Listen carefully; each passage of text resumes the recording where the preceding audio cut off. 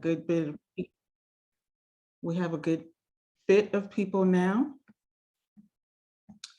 So I am going to go ahead and get started. I will say good morning again, everyone, and welcome to the very first class in our legacy program series titled Your Money, God's Money. Today's topic will be tax tips. My name is Teresa McDuffie, and I am the Legacy Program Director. We are so honored and excited that you could all join us today. We have a wonderful class planned for you today. It's a very timely subject. This is tax season, and we got lots of great details to cover. But before we get started, I do want to just talk to you about the program and how it got started. The Legacy Program was inspired by Apostle Sam Gordine of Abiding Word Family Ministries. His desire is to build people of impact and provide opportunities to increase financial wealth. So to promote this concept, he assembled together a team of professionals whose ideas and suggestions eventually evolved to create the Legacy Program. The program's vision is to provide tools and resources to the community to ensure financial growth and stability. And in doing so, we hope to also change mindsets in relation to money. So now, without further delay, we're going to go ahead and get started with our speakers for today. I just want to let you know that feel free to add any questions to the chat because we do have a moderator that will be fielding those questions. And so now at this time, I'm going to turn it over to our very first speaker today, Shamika Smalley. Good morning, everybody. It is a great day to get some tax tips, so I hope you all are ready. Just to give you a little bit of background about myself, my name is Shamika Smalley. I'm the owner and tax preparer of Khalees Enterprises, my baby that I've had for 19 years now. I'm a registered practitioner with the IRS, so I have my undergrad in accounting, and then I also have my master's in business, and I've been teaching business classes for 17 years now, everything from personal finance to entrepreneurship, as well as some other business classes as well. So I'm excited to be able to give you all some tax tips today. As Teresa mentioned, we do have a moderator. Ms. Parson is on. She's going to be our moderator. So drop your questions in the chat if you have them. I'm going to try to stop midway and answer some questions, and then we'll try to answer some questions at the end as well. So anytime a question drops on your spirit, drop it in the chat. We'll make sure that we get to your question before we end today. So thank you all for joining us. And I wanted to kind of get started with talking to individuals. I'm going to talk to the individuals first, and then I haven't forgotten about my small business people. I have a section for small business as well. So I want to speak to the individuals first. So when you are working, and this is for people who are working your 9 to 5, it could be a graveyard shift that you're working as well. But for those individuals who work a regular day job, your 9 to 5, one of the things I wanted to make sure I went over and that you understood is that there are 4 main taxes that are withheld from your paycheck. You got your federal tax that comes out, you got your Social Security and your Medicare, which consists of FICA, and then you have your state tax depending on what state that you live in.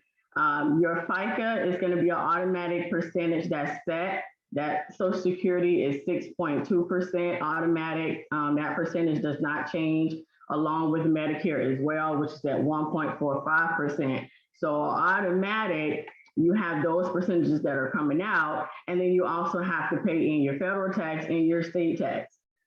It seems like a lot, I know. So what I wanted to go over is just to kind of make sure that you understood that when you are paying into federal taxes, there's a WFO form that we all fill out when you first get your job. It used to be a piece of paper that you fill out, which is still a form that you fill out. But a lot of jobs have it computerized now where your form is online. And then of course you have access to it where you can go in with some jobs, you're able to go in and change that form at any time. So just a little tips about the WFO form before we kind of dive into it. That WFO form is going to let you know, is going to let your employers know how much taxes to withhold from your check, federal taxes to withhold from your check.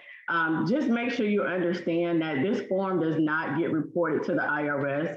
This form is between you and your employer. They're required to have you fill out this form and have one on file in the event for some reason the IRS contacts them and asks them for your form. The chances of that are slim, but they are required to have this form. So this form does not get sent to the IRS. This is between you and your employer. You also are allowed to change this form or update this form throughout the year as many times as you want to. And I say many times now, hopefully you're not changing it every single month because you don't like what came out this month, so let me change it that month, let me change it this month, which is kind of what people used to do, which is why I think they kind of changed some of the designs on it to keep people from kind of doing those different allowance changes.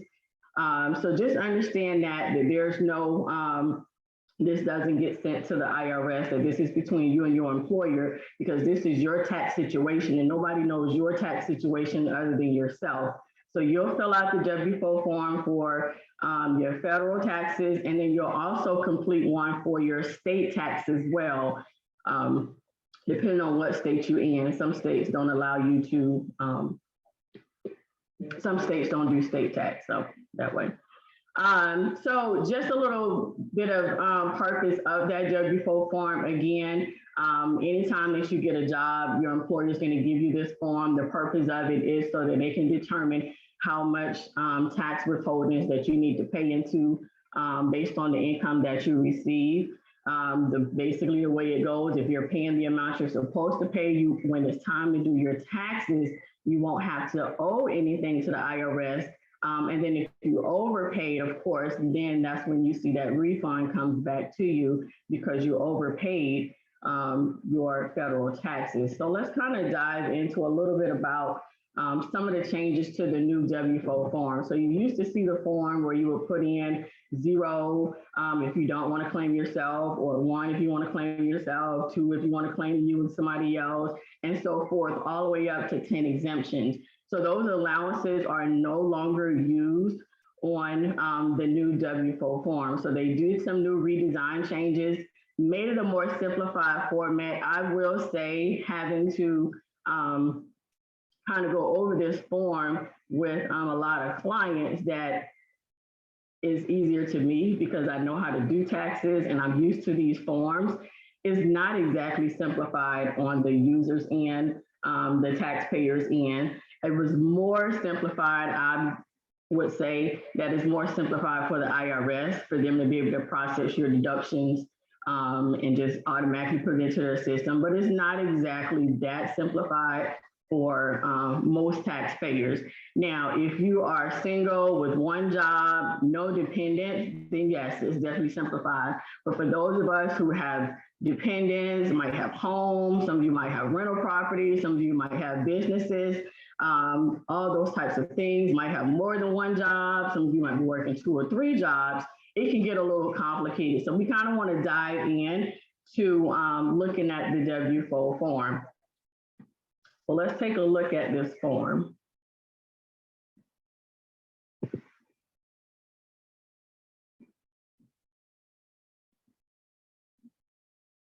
All right, so this is the new, and every year they come out with a new form. Again, if your employer's WFO form is computerized, it still should look similar to this. Everything that's on this form, whether it's computerized or not, should be exactly the same. It's going to ask you to put your information in, social security number.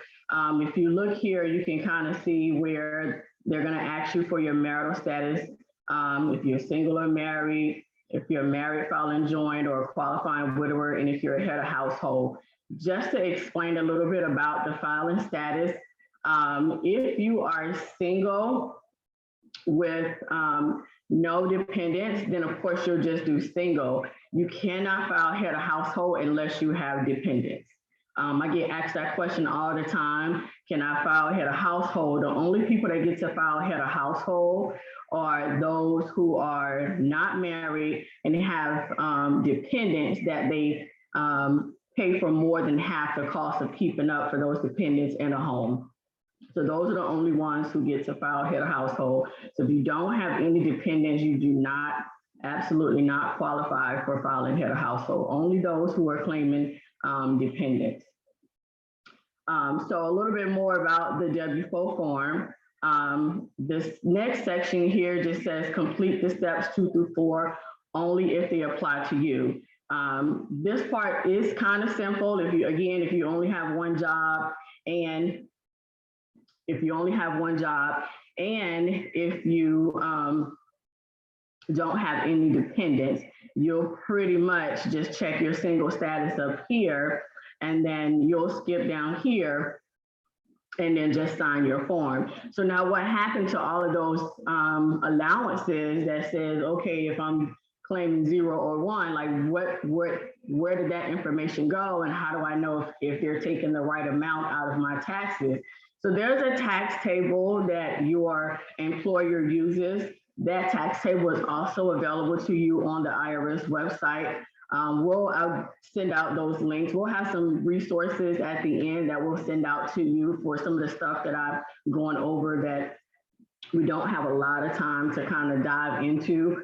But that same tax table that your employer is using, you have access to that same table. So we're not going in here blind saying, oh, you're taking this much out of my paycheck and I don't know. So I want you to make sure that you understand what they're taking out and whether or not they're taking out the right amount, because if they're not, then possibly something went wrong on your end when you filled out that WFO form, or somebody in the HR department at your job might have typed in something wrong. So I always want to make sure that you kind of have the resources that you need to keep yourself afloat and make sure that you know what's going on. So again, if you were single, no dependents, nothing else to claim, no deductions, you'll just pretty much check your single status and then you'll sign here and give this to your employer. Or if yours was computerized, the same thing with your online system. Now, the tricky part is if you are married, filing joined, if you are filing head of household, this is where you want to pay attention to these steps too. If you have multiple jobs, what they're going to have you do is use the job that you make the most money on. Why is that? Because you want to have taxes not coming out of both jobs, where you can just streamline it and have it coming out of one job. So this is why they streamline this, so you're not filling out 2 different WFO forms for both jobs, where you might have money coming out of this job and not enough coming out of this job. So you're going to be combining both of your estimating. That's why they call it estimator. This is estimating what you should be paying throughout the year.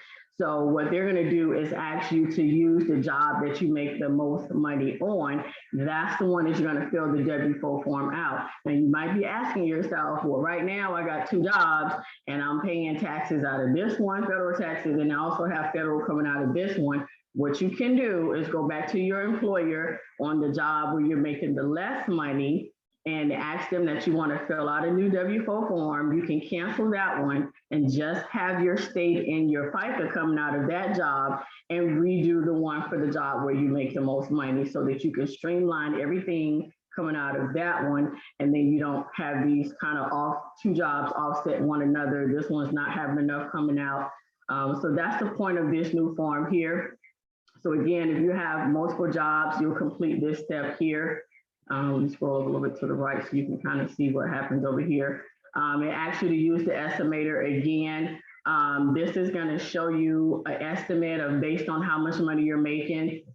They're going to give you an accurate account of how much should be withheld from your job. I cannot stress enough that you want to make sure that you can see how much should be coming out, so that when you get your paycheck and you look at that federal tax part where the taxes are coming out, you can say, hey, this is way too much coming out. How did this happen? Let me go back and look at my WFO form. Let me talk to my HR, see what they showing on their end to make sure they put everything in. So that's your step 2. If you have multiple jobs, you'll fill that information out. You'll look at the estimator to see how much should be coming out, and you'll use that information here. That information will be your step 2. There we go. All right, so if you do have multiple jobs or your spouse works, that'll be your step 2. Step 3 to 4 would be, again, if you only have one job, you'll leave those steps blanks for your other jobs, again, because they want you to just use this WFO form for one job, not for both of your jobs. So your withholding is supposed to be more accurate if you're doing it all on one job. So step 3 would be if you are claiming dependents. So this section here is where you're going to actually put in your deductions. If you do your own taxes, or you go to a tax preparer and the tax preparer explains to you these deductions, then you'll be used to kind of seeing it in these number formats instead of the allowance formats. But they're going to actually allow you to take these deductions throughout the year. And I always like to tell my clients that anytime that you are, especially when you have dependents, you always want to try to keep as much of your income that you can throughout the year to live off of, rather than wait until tax time to look for this big chunk of money to come back. Same thing with they started doing the child tax credit. A lot of people wanted to forego it and wait until then. Tomorrow's not promised. So they're going to offer you to get your deductions now, take those deductions, pay down what you need to pay down. So that's the purpose of this section here, is to allow you to get those deductions now so that you can live off of them. So this section here, again, if you're claiming dependents, if your total income is $200,000 or less, you'll simply multiply the number of qualifying children under the age of 17 by 2,000. So however many dependents you have, if you have one under 17, then the amount here will be 2,000. If you have 3 dependents under the age of 17, then this amount here will be 6,000. Multiply the number of other dependents. If you have any dependents, I have one in college. So my amount here, I have one under 17. So my amount here will be 2,000. I also have one that's 21. She's over the age of 17. So she would go here.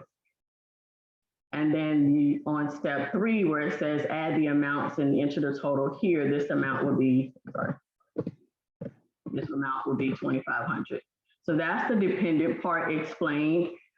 These other deductions down here kind of goes into you being able to claim some home expenses and all of those things. Those are going to be on this worksheet. Again, if your employer goes over, if your employer has your WFO form computerized, those worksheets will come up, or they should come up in the computer system, probably a lot better than having to scroll down on the IRS's WFO form to complete your multiple job worksheet. If you have multiple jobs, this will be the worksheet part that you would use that goes back to the very first form. And then if you claiming any other deductions, for example, if you have itemized deductions that you normally itemize on your taxes and you want to get those deductions throughout the year, this would be the section where you would fill that information out here. So it kind of allows you to take that part of that deduction, because it's probably not going to be all of it, because we all have so many different things that we do throughout the year that we can't possibly claim all of it throughout the year. But it does allow you to be able to get some of your deductions and keep some of that throughout the year by filling out this information part here. So again, just to kind of reiterate a little bit about, let's say I was on step 3. Step 4 was to, step 4 is optional if you have any other adjustments. Again, that's going to be those deductions. If you want something extra withheld, maybe you filled the W form out correctly. It's still looking like you're not having enough withheld. You can use it to say, hey, I want an extra $50 to come out of my paycheck for federal taxes so that I'm not owing the IRS, because maybe you had to pay them extra, or maybe there's a bonus that you always get that you never account for because you don't know how much that bonus is going to be at the end of the year that your job gives you. So you can kind of prepare yourself for those extra things that come along the way. For those of you who are individuals that have your 9 to 5. Any questions about the WFO form? You have a question. It says, we have independent contractors. Can you speak to what they need to do with filing appropriately? Independent contractors. So your independent contractors are kind of going to be when I get to that small business section as well. But they're going to be, because they're not going to be using the WFO form because they are their own business. So independent contractors will be using those 1099 forms that you're going to send them. The only thing they need to give you, if you're hiring independent contractors, they're just going to give you their business name, their business EIN number, address, all the information about their business so that you can send them a 1099 at the end of the year for however much money they charged you for those services. So I'll talk a little bit more about those independent contractors when I get to the small business section. Okay, another question. Can I claim my adult children if I pay health insurance for them? So if your adult children are under the age of 24 and they're in school full-time, you can still claim them if they're not in school full-time. It's not going to hurt your return. It's not going to help it either. But you're only benefiting from dependents under 24 if they're in school full-time.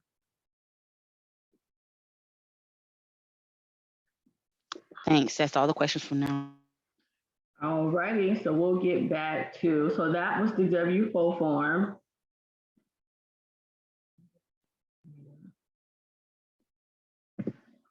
I wanted to kind of go, the next section, want to talk to my small business people, for those of you who have the freedom of being your own boss, which is an awesome thing. However, with great power comes great responsibility. So just because you decided you want to go into business, you are doing great, you got your talent, you got your craft, you might be a chef, you're whipping up these meals, you're selling them, but you don't know what comes with all of that responsibility, because whatever state you're in, you got to pay sales tax, you got to charge sales tax to your customers, so you got all these things coming at you. The IRS might be sending this, and you might have all these different questions. The main thing I want my small business and my self-employed to understand, and if you are an independent contractor, you're considered self-employed. Independent contractor is a person who owns some type of business, or a person who has something, even if it's something that you do on the side. Maybe you do electrician on the side, so you're an independent electrician. You're still considered self-employed when it comes to the electrician side of your business. So when it comes to taxes, every single person who has a small business must pay taxes. And that means you must file a tax return. The only difference is that partnerships, when it comes to a partnership return, the partnership itself has an information return that they have to send in. As far as the partners go, their tax return will go into their individual taxes. So partners will file a partnership return just to send in the information on what the partnership gross for the year, but they'll file individual taxes. Same thing with a sole proprietor. Your business taxes will pretty much go on to your individual. If you're an S corporation, then you'll understand that your S corp is filed separately from your individual taxes, and whatever income that you had left over will just roll over to your individual tax return. But whatever type of business that you have, you should be filing taxes for that business. No matter what type of business that you are, you want to make sure that you keep up with that. Now, how do you do that? You're going to be paying what they call self-employment tax or estimated taxes, both. If you have employees, you'll be paying employment taxes as well. So I kind of wanted to speak to that in the form of some FAQ questions that most small businesses ask. So one of the common questions that small businesses ask is it better to pay taxes every quarter or all at one time? It is absolutely better to pay taxes, whether you pay it every quarter, whether you pay it every month, whether you pay it every week, but it's definitely better to pay it throughout the year than all at one time. And I say that by saying, would you rather pay your light bill at the end of the year, or would you rather pay your light bill every single month? Because if you wait to get the light bill from a whole year, you're looking at probably like a $10,000 light bill, right? And then you're looking at the kids like who kept them lights on in their kitchen and didn't turn this off. So you want to make sure that if you wouldn't want to pay your light bill at the end of the year, you definitely won't want to get a tax bill. I promise you wouldn't want to get a heavy tax bill, especially if your business has been doing very well. You have been bringing in a lot of money, a lot of income. Your revenue has been great. Your expenses have been cut low. You figure out ways to cut costs. You definitely want to make sure that you're keeping up with that side of it. So then you ask, how much should you set aside? That's going to depend on how your business is structured would determine how much you should set aside. How much you're making is also going to determine how much you should set aside. But I still recommend that if, for those of you all who have to send in sales tax, for those of you all who are, depending on how you're structured, whatever your method is for sending taxes in, you do that for all of them. So if you have to send in your sales tax monthly, go ahead and send in your federal taxes monthly, go ahead and send in your taxes to the state monthly, so that you can keep everything on a consistent basis. If you do it quarterly, just make sure that everything is done consistently and that you have yourself organized and set up by, this is what I need to pay monthly. Okay, at the end of the month, that I pay my sales taxes. At the end of the month, that I send in my federal taxes.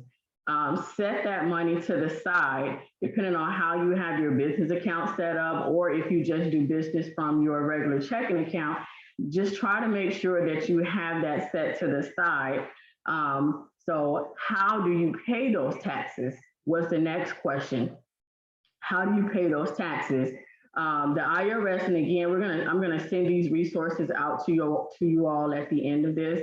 But the IRS website is going to be your friend. If it is not, and you are a small business, make that website your best friend, because that is where you should be doing most of your business at when it comes to taxes. You would want to make sure that you familiarize yourself with that website, because that's where you're going to actually make your payments for your business. That's where you're going to set yourself up on a schedule. Even if you have to, they allow you now to set up automatic payments. Let's just say you estimate that your business is going to bring in, based on what you brought in last year, $500 a week. So we're talking about $2,000 a month. Do you want to pay them weekly based off that? Would you want to pay them monthly based off that? And then again, that tax table is going to tell you the same tax table that individuals have. They have one for small business as well. So everybody has a tax table, so that you're not going in blind and just giving them money and don't know whether or not you're giving them the right amount. So we'll send those resources out to you so that you'll know exactly what type of table, what table you should have and what table you should use for that. But there's two different methods real quick that I want to talk about, and then I'll finish this up. But the easy method for paying business taxes is just use the tax rate schedule. Even if you don't want to sit there and kind of go through and figure out, well, I have this come in this month, but it might go up next month. You want to kind of take your average. I always say either take your average or just do your highest. So that way you won't be surprised at the end that, oh, this month your business made $5,000, but the previous month you made $2,000. if you speak to personal finance coaches, that's almost kind of how they budget as well. They budget off of your highest light bill. Okay, throughout the year, my highest light bill is $300 a month. So we're just going to roll with budgeting for that highest amount. Same thing with taxes. You want to budget from the highest amount that you make. Again, it'll all balance itself out at the end of the year to where you won't have to owe. That's the biggest thing, is not to have to owe the IRS anything as a small business, because your money for your business is going back into your business. So the last thing you want to do is have to worry about paying the IRS money on your business, because you just want to keep making money, serving your clients, and not have to worry about any type of tax debt. The next question that a lot of clients ask is, what about the state? This one here is really important because nowadays everybody hears LLC, or I got an LLC, or you should do LLC. Everything is LLC now, and not a lot of people understand the implications of an LLC. It's different in every state. Some LLCs in the West Coast might charge $2,000 or $1,000 to become incorporated. Some LLCs down here might charge you $250. So make sure you understand when you are paying taxes into the state. Number one, what taxes should you be paying? How much should you be paying to that state? If you're in South Carolina and you are incorporated, what papers do you have to send in? They're going to give you that information when you register your business with the state. If you're not registered with the state because you've been so focused on the federal, and you are a state that pays state taxes, you might want to hurry up and get to registering your business with the state, especially if you're a business that has to charge sales tax. Not all businesses have to pay sales tax, but if you're selling a product, 9 times out of 10, you have to charge your client sales tax. So you want to make sure that you have a good understanding of where do you send these payments into, how do you send these payments in, and a lot of these things can be done electronically. So just make sure that you don't forget about, I always like to say, when you think federal, always think state, unless you're in Florida or some of those other states that don't charge state tax. But if you're in Georgia and South Carolina, you're gonna have to pay state tax. So if as a small business, just make sure that you have that understanding. Now, independent contractors, let me speak to that real quickly. You're going to be responsible for paying your own taxes. You might not consider yourself self-employed, but you are, even if this is something that you do on the side. When that business sends you that 1099, you have to file that 1099. What that means is that that income that they reported to you on the 1099 was reported to the IRS. So if they're reporting that money to the IRS, that means you also have to file that money as income on your tax return, which means that you're responsible for your own taxes. That's what an independent contractor is. You're responsible for your own taxes. You're not a W-2 employee. You don't work for anybody else. You're an independent contractor. So you're just as much as responsible for your taxes, just like everybody else, federal and state. So if you're doing independent contracting, just make sure that you're doing just what every other small business is doing, keeping the track of your expenses, keeping the track of your mileage, keeping track of your receipts. Even if it's just taking a picture of your receipts, but making sure that you keep up with your expenses, because you get to offset some of that income with your expenses as an independent contractor, just as a small business can do as well. And then the next question was, what things can I write off for my business? There's a resource sheet that I'm also going to send out at the end of this that just kind of give you some of the things that you can write off. But I did want to kind of look at that real quick, just to kind of give you an idea of what some things you can write off. You want to make sure that you keep yourself organized and categorized as far as your expenses go. A lot of times, if you organize yourself, if you get yourself organized, no matter what your accounting system is, if you are more old school like myself, Excel and Microsoft Word is going to be your friend, especially Excel. Even if you don't know how to use the formulas, you can use your calculator and type those numbers in yourself. But you want to make sure that you are keeping up with your expenses and making sure that they are categorized, because when you do your taxes, the tax sheet is categorized as well. You can't just say, well, I spent $10,000 on my business, so let me just put the 10,000. There's no spot for you to just put 10,000 on your tax return. Those, even if you do it yourself, it's broken down into different categories. It's broken down into advertising. It's broken down into car and truck. It's broken down into contract labor. Maybe you have a business that hires independent contractors. Maybe you buy large equipment. When you're purchasing large equipment over $500, you can't just write off the cost of that equipment. Those things have to be depreciated. So those are some things that you want to make sure that you keep track of. If you just bought a desk for your business and that desk costs you $800, the IRS is going to require you to depreciate that desk over the life of the desk. So if you don't understand depreciation, just kind of make sure that you look some things up so you can get an understanding. Keep those receipts. I always say keep those receipts for the things that you purchase.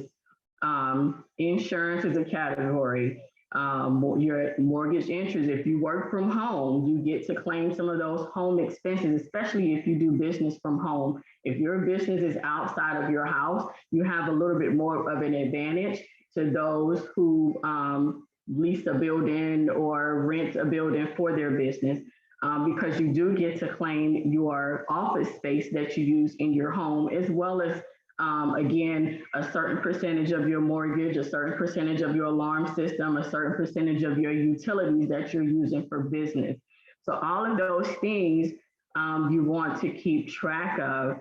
Again, some other categories, you got your supplies, if you have to do any repairs to the space that you use for business, any taxes or licenses, and then just kind of some other fees that people don't think about, your cell phone, if you have 2 different phones, if you had to mail some things off, if you have a membership, if you had to travel, travel as well for business, and so to speak. So these are just some examples of business expenses when it comes to your business for small business people.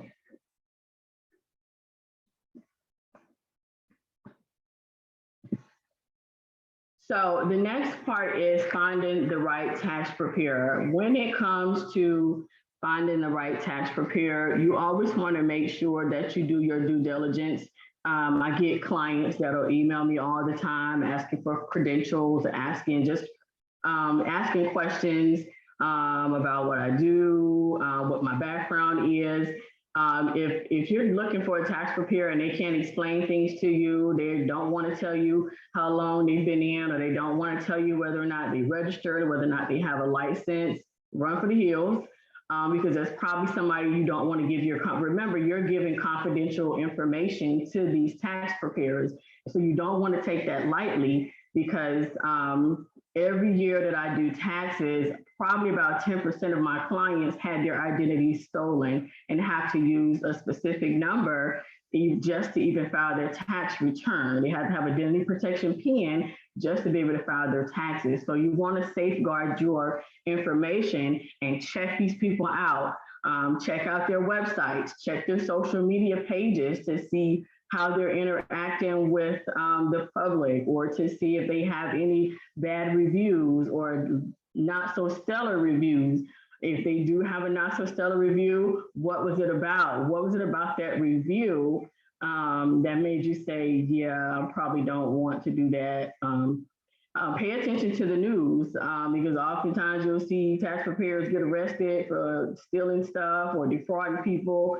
Oftentimes you'll see that on the news as well. But check the website, check their social media, read their background, see what services they offer, see what type of security they have. I cannot stress that enough. We are as a tax preparer under deep scrutiny for making sure that The information that we receive from our clients are secure. The information that we send them is secure, that it can't be hacked, that nobody can get their information. So what is their security like? Prices. This is a biggie. If a tax preparer is charging you $500, $600, $700 to get your taxes done, run for the hills. Because unless you are a small business and getting some accounting, you should not be paying that much to get your taxes done. Even if you are unless you are a small business, and even if you're a small business, if they're only doing your taxes, you still should not be paying that much for taxes. So check those prices. And as a matter of fact, just to reiterate the prices real quick, there's a cap on how much a tax preparer can charge a client. $450 is the max. So a tax preparer cannot even charge you more than $450. So I'll give you that information. Check the IRS website. Not everybody is going to be on the website, but that is a resource for you to check just to see if that person is listed on the IRS website as a CPA or enrolled agent, or if they have an annual filing participant, or if they have a PTIN number. Every single tax preparer, every single person that prepares taxes has a PTIN number. They can also give you that PTIN number because that number has to go on your tax return. So that number is public knowledge. It's kind of like a social security number, but not. It can be it's public because it goes on that tax return. So if you're looking for some information and trying to check your tax preparers out, these are just some tips to kind of help you out. Word of mouth is one of the best ways to find a good tax preparer. Why do I say that? Because you remember, you're giving people your confidential information. So what better way than to say, hey, I'm looking for a tax preparer because this person over here was doing all kinds of stuff with people information. What do you think about this person? People will tell you, listen, I've been going to this for years. I've never had any problems. My information has always been secure. Nothing has ever gotten out. When those stimulus checks came back, my stimulus check was in my account. Some of the other people had issues over there, but I ain't had to worry about mine. So word of mouth is always good when it comes to finding the right tax preparer as well. Now, for those people who may not have as much as complicated tax status and would just like to do it themselves, or if you just decide you would rather just do it yourself, just to kind of see if you can do it, or because you just want to do it. These are who I would definitely recommend it for students. Your student who works can file their own tax return. Just make sure that they check that box that says they can still be claimed by you. I always tell my students and anybody else that has a student that's working or a child that's working under the age of 24 that you're still paying for, or that you're still feeding, make them file their tax return, because whatever they're paying into federal taxes, they're going to get back, because technically they don't have to pay taxes because they're still in school full time. They're not required to pay in that much with federal taxes. So let them get that money back. If they paid $400 to the federal government, to the IRS throughout the year, let them get their $400 back. Don't just let the IRS keep their money. You can still claim them, but let them do their own taxes. Teach them how to do these things, because they can do it themselves for free. So students can do their own taxes. It's recommended. Individuals that have 1 to 2 jobs, that don't really have any write-offs, don't have any children in daycare. Even if you have a child, you can still do your own taxes. Once you start getting into children with daycare, you can still do it. Just make sure you're getting the forms that you need from that daycare provider on how much you pay them throughout the year. They should be giving you a form, or even a form. They can give you the information that you need to be able to claim that child care credit. And then, of course, self-employed individuals like independent contractors that get those 1099s can do your own taxes as well. It's a lot easier for you all to do it if you don't have that many expenses. If you're going to do your own taxes, you can file your taxes for free if you make less than $72,000 a year. Some of the free file, some of the states have free file. Some of them you may have to pay a small fee for it, but IRS definitely can has the free file form on their website. It's not open yet because tax season doesn't start till January the 24th. But once the 24th starts, that's when the free file will open up. There's going to be a lot of stuff coming on the website and on the internet about free file. Certain programs offer free file and then just charge you when it's time to electronically file your taxes.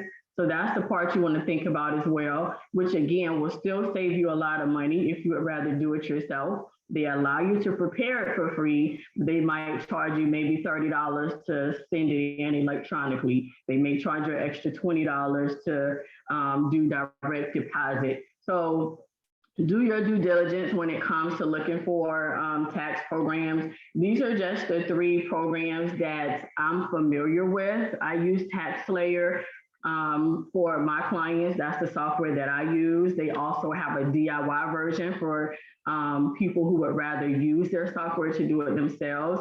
The IRS has the free file program, and then TurboTax is another one that I actually teach my students with TurboTax. So I know firsthand that TurboTax is a little bit easier to walk yourself through because they literally ask you a million. When I say a million questions, TurboTax asks you a million questions. So they really do their due diligence in making sure that you don't miss any credits or deductions that you might have. All right, any questions? Okay, you had some earlier questions that Okay. you basically covered a lot of it, but like what are some of the things you can write off if you work from home? Okay. And can you recommend some apps that can help us with organizing our expenses and receipts and things that we'll provide to the tax preparer? So if you're a small business, one of the things you can use is when it comes to receipts, I use my notes in my phone. And basically what I do is at the beginning of the year, I do 2021 business receipts. And when I get a receipt, I'll open up that notes, turn my camera on, take a picture of that receipt because receipts tend to fade.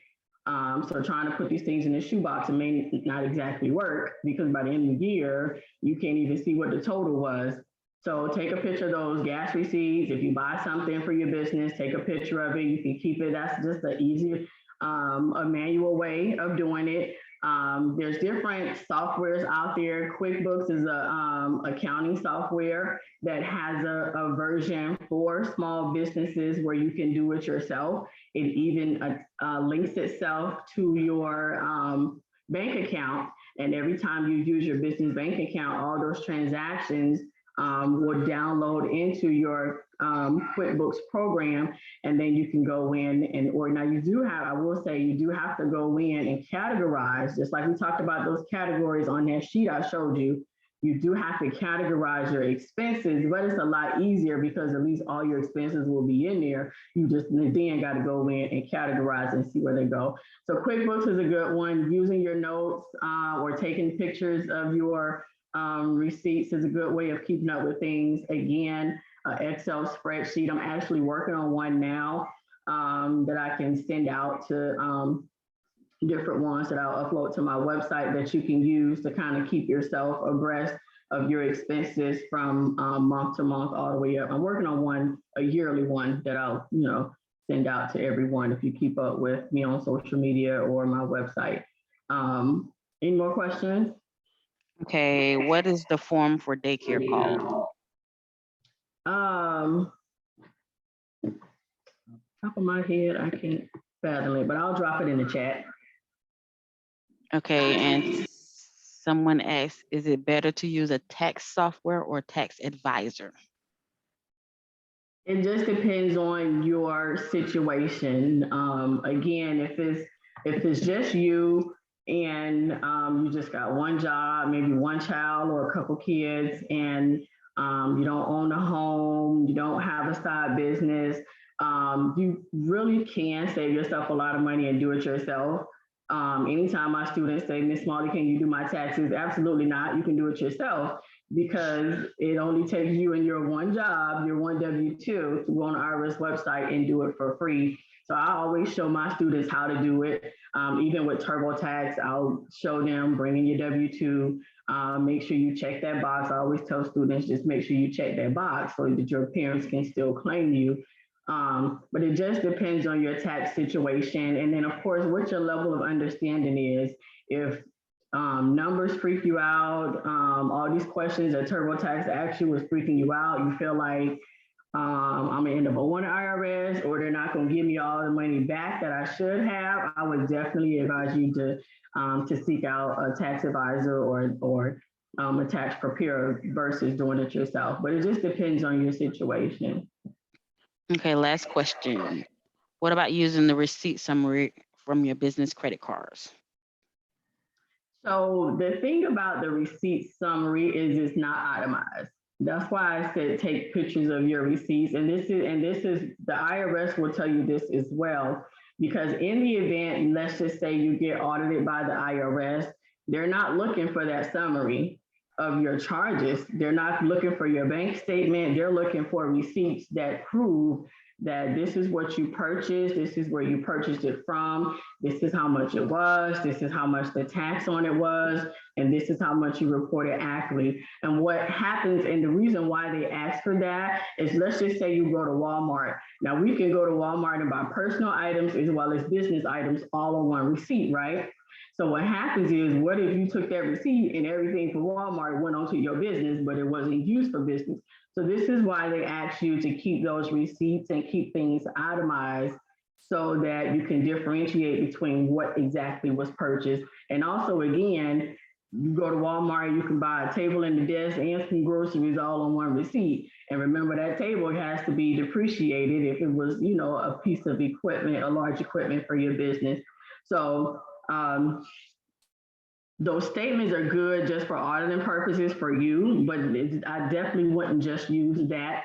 Definitely keep track of those receipts. Even if it's on Amazon, if you purchase something off Amazon, download those receipts from Amazon from what you purchased so that you can keep track of those things. Okay, I did have one last question come in. When you're on Social Security, what age will allow you to work as many hours as you want without being penalized? So no matter how old you are, if you are working a job that pays taxes, you have to file a tax return. It doesn't matter if you're 99, if you're still working and paying taxes, you got to file a tax return. The age differs when it comes to Social Security benefits, because depending on what age group that you were in, if you were the boomers, it could be 67 and a half. It could be, for us, probably I'm in the 72 age range where I won't have to pay taxes on that Social Security. I would definitely go to the Social Security website to verify that information, because it's different for different age groups. But no matter what you're doing at what age, if you are working a job, though, you're still going to have to file a tax return. But whether or not you're going to have to pay taxes on your Social Security, if you're drawing Social Security, that's going to be based on the age group that you fall into. So I would definitely check the Social Security website to verify that information based on your age group.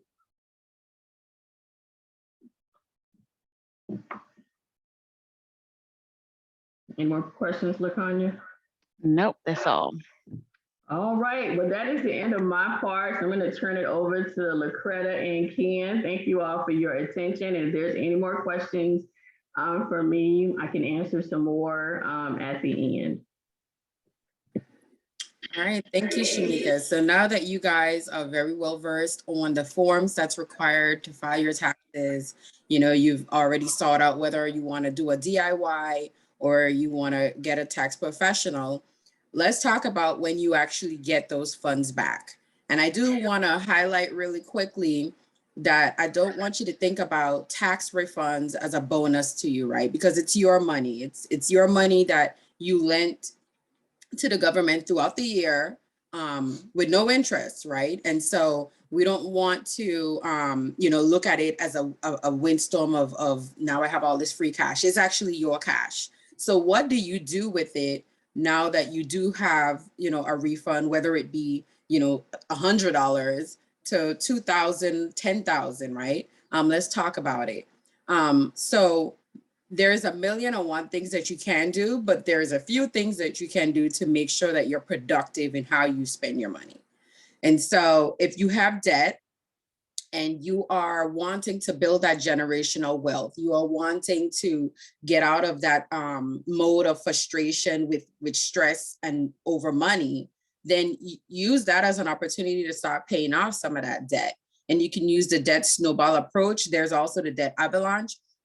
We always talk about the debt snowball because money is emotional.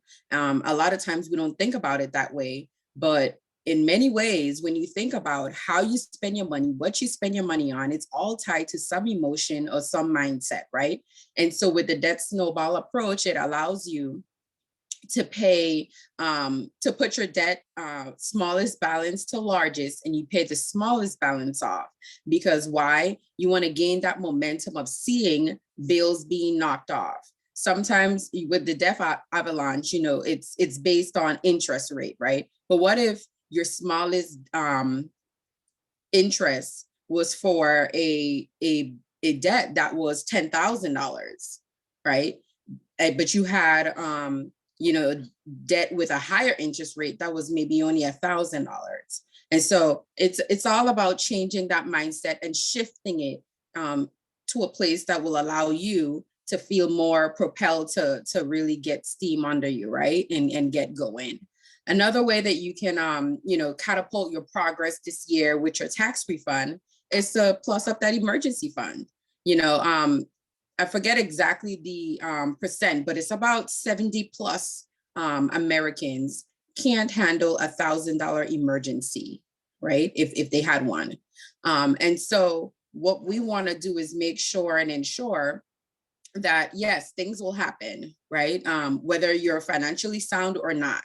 But emergencies hit a little differently, let's face it, a lot differently, when you have the space to be able to handle that situation. And so use this as an opportunity to go ahead and plus up that emergency fund, get that 3 to 6 months living expenses, stored up, and you can put it in a money market account. It's better than sitting in a regular savings account because you get a little bit more interest there. But things to think about, right? And then invest it in you.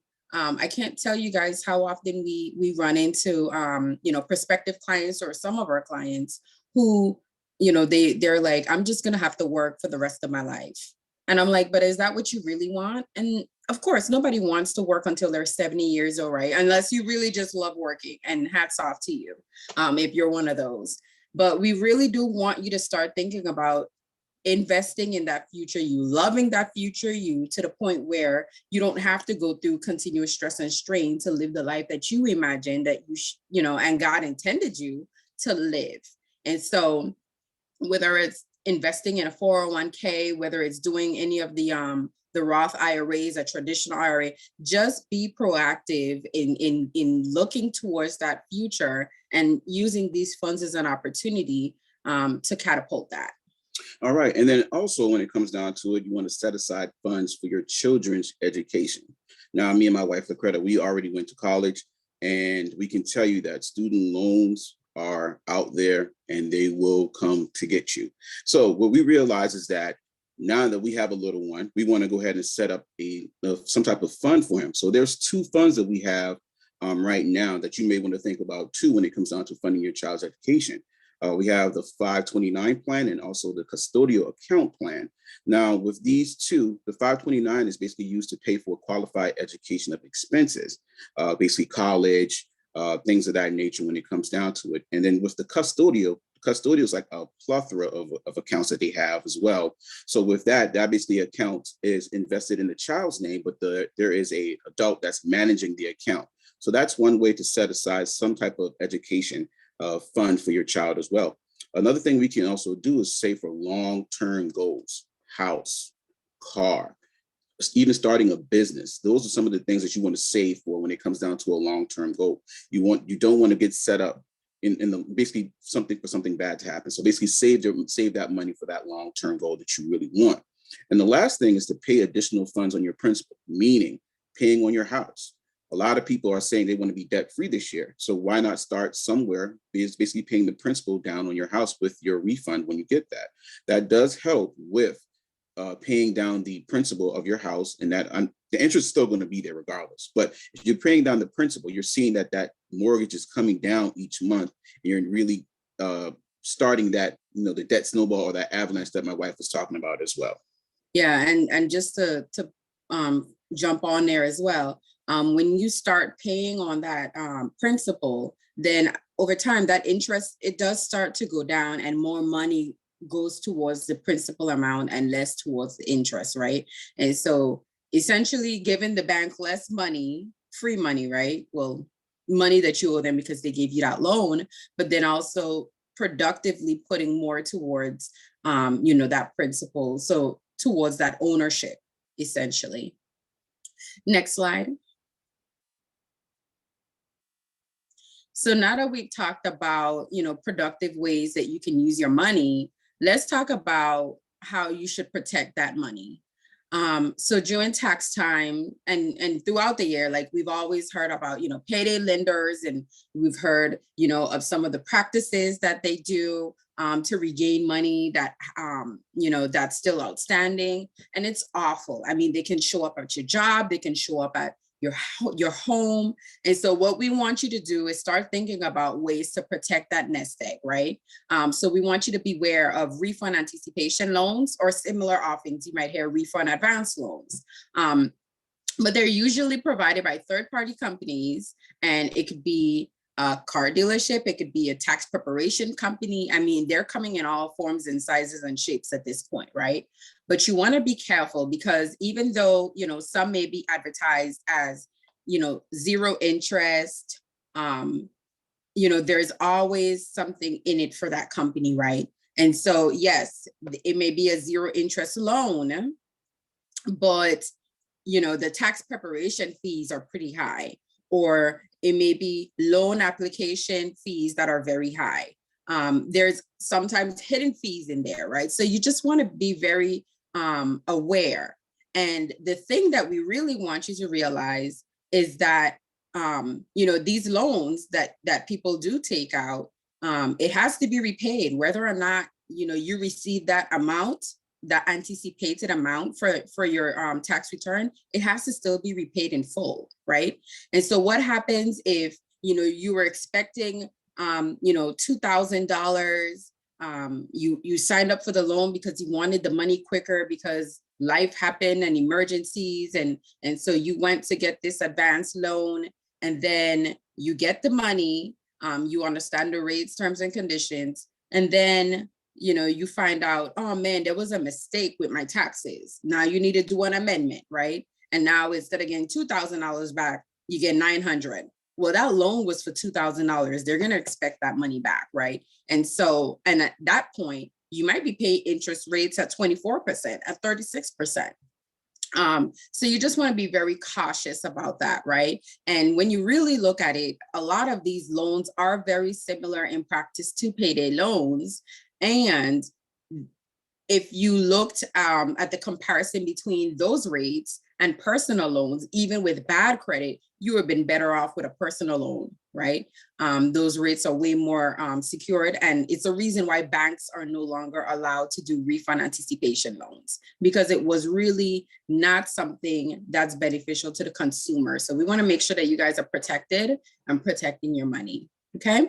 And then the point that I love the most is that it's your money, right? So why are you having to pay somebody interest or pay somebody any additional fee for money that was yours to begin with, right? And so, we want to talk through some opportunities here that, if you are in a bind, you're better off doing those alternatives than you are going with these refund anticipation loan type vendors. Next slide. So let's talk about those alternatives. So, if getting the refund is something that you needed a quick turnaround on, file it electronically. The turnaround is a lot quicker. You can get direct deposit And that will, get that money back into your hands before you're having to be tempted to go with one of those advanced loan companies, or do nothing, just wait for the refund, right? What we don't want is people to live their lives around tax time as if it's a Christmas present, right? Live your life the way God intended for you to live throughout the year. And then when you do get your taxes back, it's like, oh, thank you for my money that you didn't pay interest on, but thank you for it anyway. And use that money at a time to do what you really needed to do, and not that you had to have had this money to save yourself, right? So we want you to really start thinking about, what does this actually mean, and how can I use it to my benefit and not to my detriment? The next point is to purchase a prepaid debit card. Some people aren't, they don't have bank accounts, right? It may be due to bad credit or burning a bridge with, some banks or whatever. So rather than going to those advanced loan companies, get your money put on a prepaid debit card, right? So that way you're not having to deal with those predatory type companies or practices. Another one everybody may not be fans of, but ask family and friends for assistance, right? It's not like tax season, it's a windfall, right? And so, if you need a couple $100s here or there, is it better to go to somebody who you trust and who knows your situation and who knows you, and just say, hey, can I, depend on you to help me in this situation, and I will definitely, do my part and hold my word up. Now, integrity does play a big factor in this, and if you've burned a lot of bridges with family and friends, then, they may have some resistance in wanting to help. But that's why, even when it comes to finances and money, integrity is a part of this thing, right? And so we just want to make sure that we say what we say that we do, and we treat people the way that we want to be treated. And so when you do need people, because we all need each other, right? It's a village. And so we want to make sure that you have that village for when you need to depend on, rather than depending on, practices that may not be the best thing for you. Right. And then also ask your bank for an authorized overdraft. Now, like we state, these options basically we're just giving you options right now. They may not be ideal for the situation that you have, but these are just options. So basically asking your bank for an authorized overdraft, charge a credit card. And the last thing is basically explore credit union short-term loan options with the competitive interest rates. So basically by doing these things, these are just options that we can place out there for you. Just making sure that you take every step to when it comes down to insuring yourself when it comes back down to your taxes. Always be like my wife just said, integrity is key. Be wise about your money and making sure that you're doing correctly with your money. That's God's money as well. Right. And to caveat again, especially the last three, right? Those are things that we don't want you to have to do. We don't want you to charge a credit card, right? We don't want you to have to do a loan. We don't want to have to go back to the bank and say, hey, can I get the authorized overdraft? But unfortunately, but actually it's kind of ironic, but even those things are better in many ways than the alternative. So thank you guys. And, hopefully you guys can catapult your progress. We'll turn it back over to Teresa. All right. Thank you so very much, speakers. Oh my goodness. This information was so timely and so wonderful. I want to thank our speakers. You guys did a fabulous job. I got some notes here, so I may need to follow up on some questions with you guys, but thank you so much. That was just great information. So I want to just let everyone know before you go, please take out your calendars and jot down our next class in this series, which is titled Marriage and Money. It is scheduled for February 19th at 10 a.m. And we will be sending out another registration link for that. I would even go so far as to say that you definitely don't have to be married in order to participate with this. So please feel free to join us. Look out for that registration link. If you have any questions or comments or any suggestions for additional classes, please feel free to just email us at legacyprogram227@gmail.com, and we'll be glad to field those questions. All right, anything else? Did we have any other questions? Teresa, there was a couple questions in the chat, and then I did want to piggyback on the person that asked about the child care. So if you're claiming child care credit, there's no specific form that your child care provider has to give you, just as long as they give you something that shows the name of their business and their EIN number. You cannot file child care credit, how much you paid to them. You cannot file that without that EIN number. There's no set form that they have to give you. When my youngest daughter was in daycare, her provider just used to give me a little slip of paper with her EIN number and address on it and just write down how much that we paid for that year. So there's no form that they have to give you, just as long as they give you something that shows how much you paid for childcare for that year, and their information and their EIN number is on that paper, because you can't file without that EIN number. And then there was another question that someone asked, is there any time where your business will have to file its own tax return? That's depending on how you're structured. S corporation have to file an annual tax return. So if you're an S corp, you have to file a separate return. You still have to file your individual based on how much dividend income is left over, but S corps file their own tax return. Partnerships file an information return. Most all other tax returns are going to follow suit onto your, unless your corporation, are going to go onto your individual tax return under Schedule C. And LaKanya, did I miss any other questions, or did we miss any other questions? I believe that's all. All right, fabulous, fabulous. Okay, well, thank you again, everyone, for joining us. And look out for that next class. Again, it is February 19th at 10 a.m. Again, we will send out the link for that. Thank you Ms. so much. Teresa, Yes, sir. can I just say before you close out, just a great thank you to Ms. Lacretta, Ken, and Shamika. Man, awesome job. Awesome job. I am so proud to be your pastor, girl. Man, keep doing what you're doing. I'm excited about all this, and those that came in to listen, and I pray that you got all the information you need. And guess what? If you have questions, you got them in the house, so we can get what we need. All right. Thank you so much, Ms. Teresa. Great job as always. Looking forward to seeing you guys tomorrow. All Have a right. blessed day. All right. Thank you. Have a good evening, everyone. Thank you. Bye-bye. Thank you.